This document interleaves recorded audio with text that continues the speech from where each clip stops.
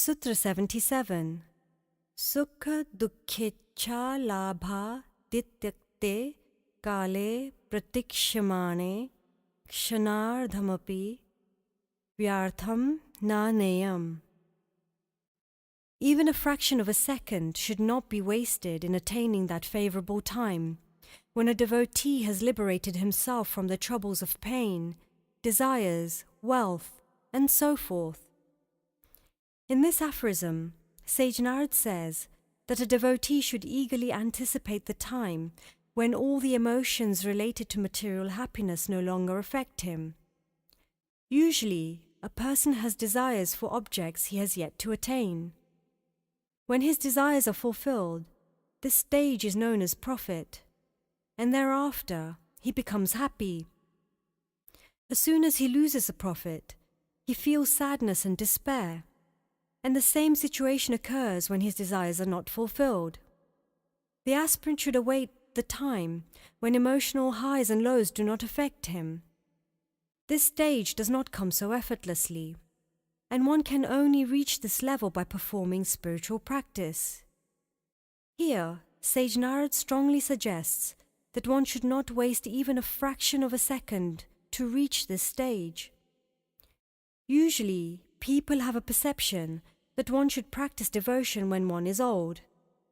These persons may also feel that many other aspirations should be fulfilled prior to entering the path of devotion. In response, Kabir says, "You can find yourself in the jaws of death, in the twinkling of an eye. Still, you make no time for adoring the Lord. Do not say, 'It is the springtime of my life. Let me enjoy myself and leave worship for the winter of old age.' Who's to say you will live that long? The sword of death swings above your head. Love him now." In the Vairagya Shatak, Bhartari Hari states, "While one is still young and healthy, one should begin working towards the ultimate goal, instead of postponing spiritual practice for the end of life. Of what use is it to begin digging a well when the house is already burning down?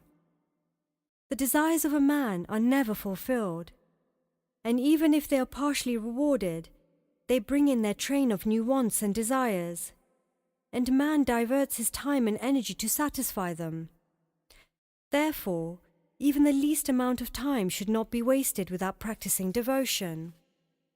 Kshanardham, Kshemartham, Pibat, Shukha Gatha, Tul Sudham. Do not waste half a second. Just drink the nectar of Krishna's holy acts, which emanates from the mouth of the great saint Shukdev. Padma Puran, Srimad Bhagavatam, Mahatme. When it comes to devotion, Sage Narad encourages one not to indulge in idleness. This advice is very precious for a spiritual aspirant, because there are no austerities he can perform to capture the time he has lost once it passes. Therefore, one should always be alert in one's spiritual practice. The devotee can chant the holy name, and when he needs a change in his practice, he can listen to the pastimes of the Lord. If he is satisfied with hearing, he can read the pastimes of the Lord. If he feels contented with reading, he can meet with other devotees and discuss the glories of Lord Krishna. To please the Lord, the devotee is free to indulge in any of the practices mentioned in the scriptures. Any time is favorable to practice devotion, and one should do so with the utmost dedication and love. The practice of devotion should become so inherent in a devotee that he is unable to survive without it.